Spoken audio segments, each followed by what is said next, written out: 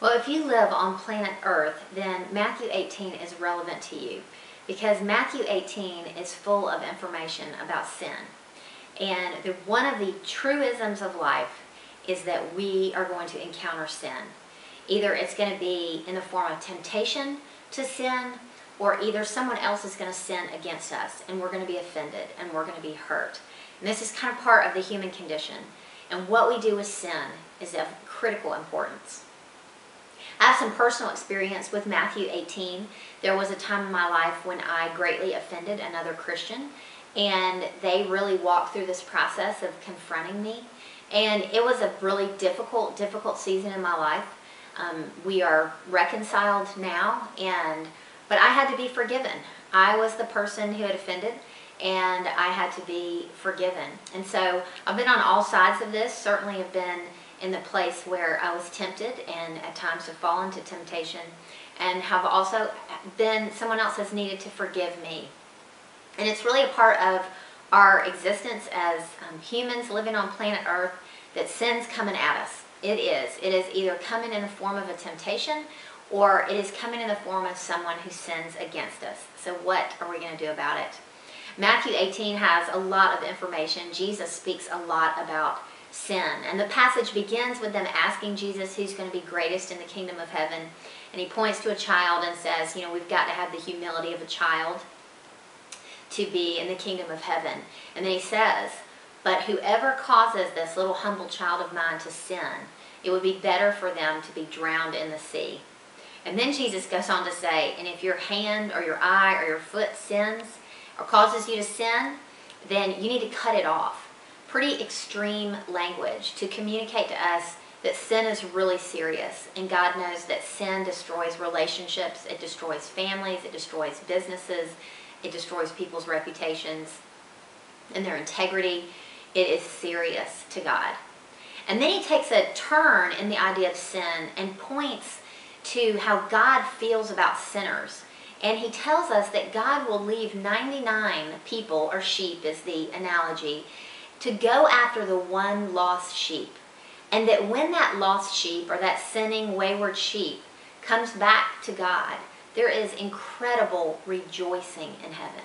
So God wants us to remember, even though sin is incredibly serious and causes so much damage, that he loves people who are sinners and he goes after them. And we should go after them, and then we should also know that God will come after us.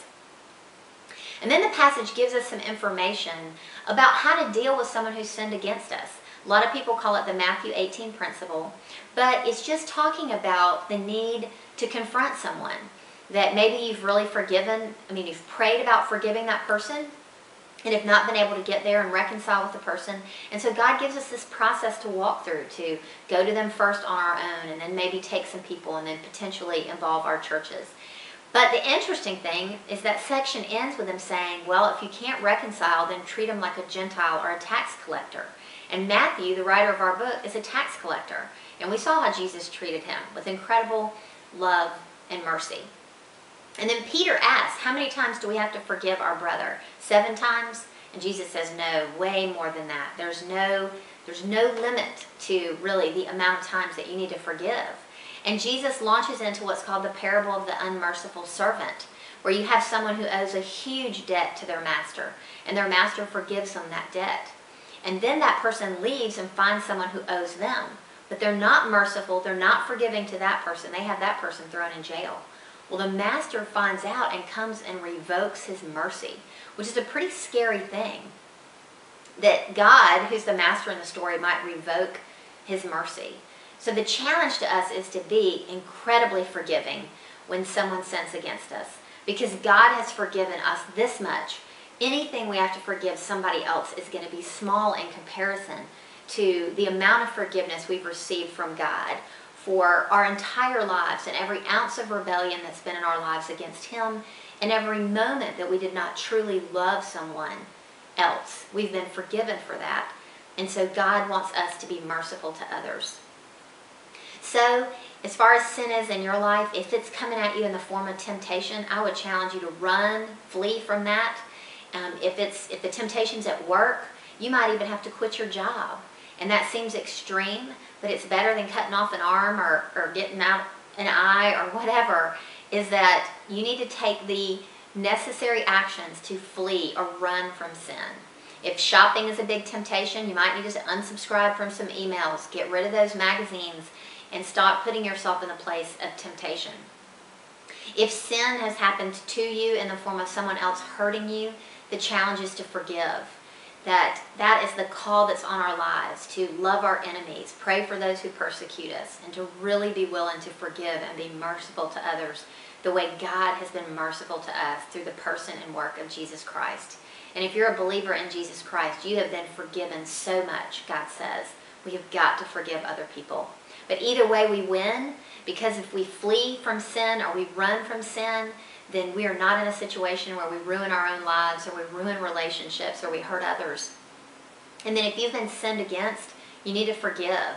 And that forgiveness sets you free so that you don't have to live bound up and hurt by the past, but can move forward and live the life that God has for you. So either way, we can win in the face of sin. We can run from temptation. We have the power of God to help us do that.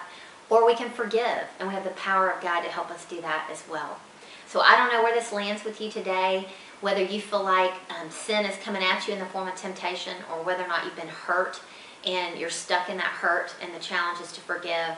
But either way, I encourage you, write that down in your notebook today, what you feel like God's kind of putting on your heart as to whether or not you need to flee temptation or whether or not you need to forgive. And I encourage you to share it with us in the comments.